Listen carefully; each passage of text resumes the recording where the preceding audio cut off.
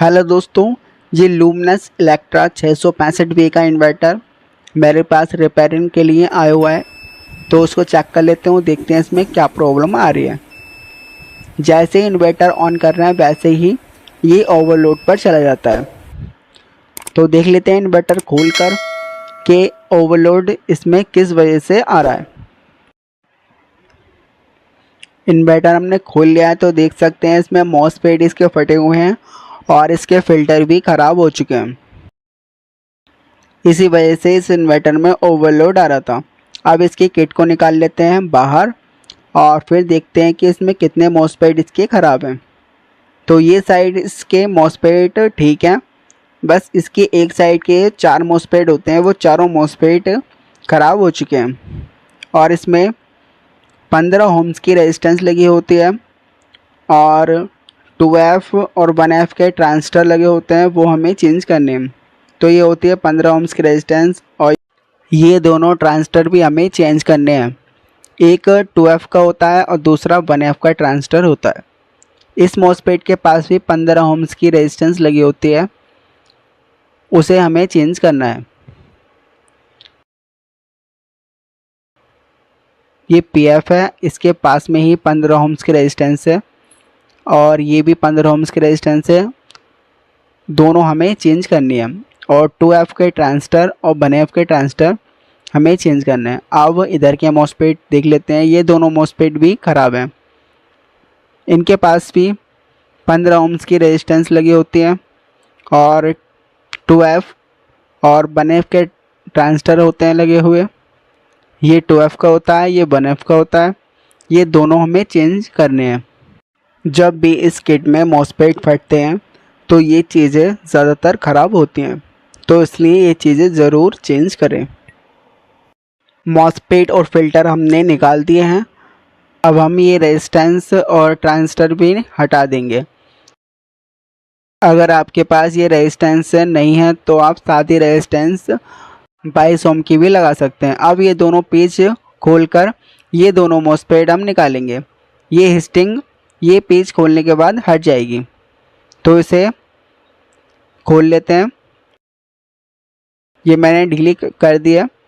अब इसके पेज निकाल कर इसको खोल लेते हैं।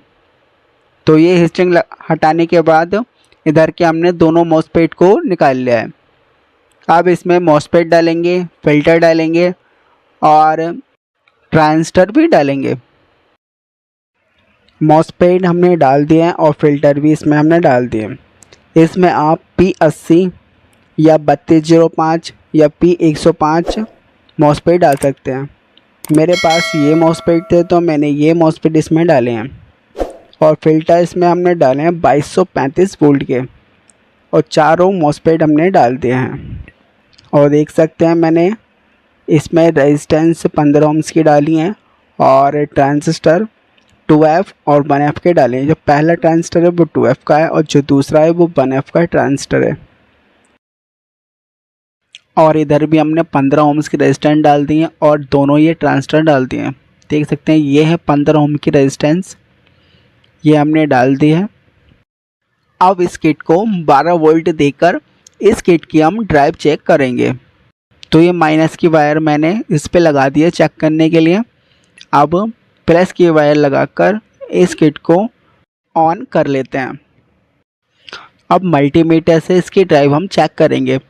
तो मीटर ले लेते हैं, मीटर को कर लेते हैं DC वोल्ट पर और DC वोल्ट पे करने के बाद मीटर की काली वायर माइनस पर रखनी है और दूसरी वाली मीटर की वायर को मॉसफेट की तीसरी वाली टांग पर रखना है।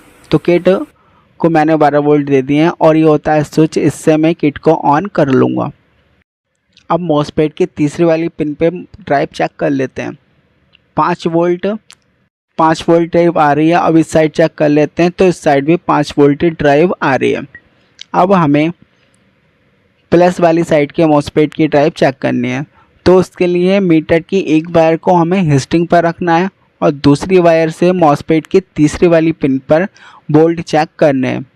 तो देख लेते हैं, मैंने पहली वायर को हिस्टिंग पर रख दिया है और दूसरी वाली वायर को मॉसफेट की तीसरी वाली टांग पर रख दिया है। अब इसकी ड्राइव चेक कर लेते हैं। तो देख सकते हैं 5.40 के करीब इसकी ड्राइव आती है और थोड़े वोल्ट ऊपर नीचे हो सकते हैं। अब दूसरे वाली साइड के मॉसफेट की ड्राइव चेक कर लेते हैं। तो यहाँ भी 5.40 के करीब वोल्ट आ रहे हैं।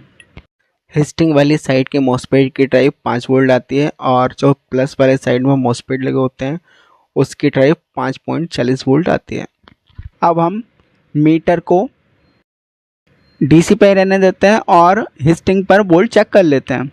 अगर ड्राइव आती है तो यहाँ पर भी हिस्टिंग पर वोल्ट आ जाते हैं 6.35 वोल्ट और 6.35 वोल्ट दोनों साइड आ रहे हैं। अब मीटर को कर लेते हैं AC वोल्ट पर और ये मीटर की दोनों पिनों को हमें इन दोनों हिस्टिंगों पर रखना है। तो 12.7 AC के वोल्ट हमारे आ रहे हैं। हमारी किट ओके हो चुकी है और मैं सीधे करके भी दिखा देता हूँ। 12.7 वोल्ट आ रहे हैं। अब इस किट को डाल लेते हैं इन्वर्टर में। इन्वर्टर में डाल के चेक करेंगे। तो किट को मैंने इन्वर्टर में डाल दिया है। अब इस इन्वर्टर को चेक कर लेते हैं।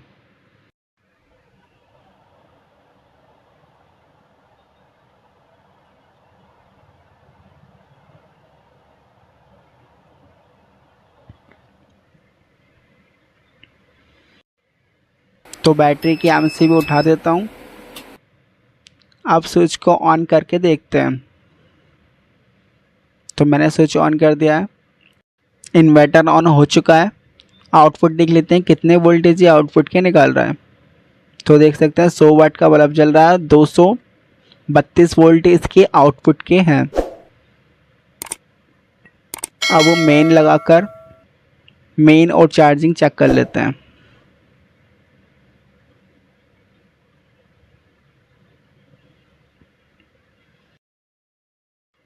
मेन आ चुकी है इसके अंदर और चार्जिंग भी आ चुकी है। देख सकते हैं इसका फ़ैन भी चल रहा है। जब चार्जिंग आती है तो उसका फ़ैन चलता है और जब इन्वर्टर चलता है, इन्वर्टर पर लोड होता है, तब इसका फ़ैन चलता है। मॉसफेट ख़राब होने की वजह से ओवरलोड इसमें आ रहा था। अब इन्वर्टर बिल्कुल ठीक हो चुका है।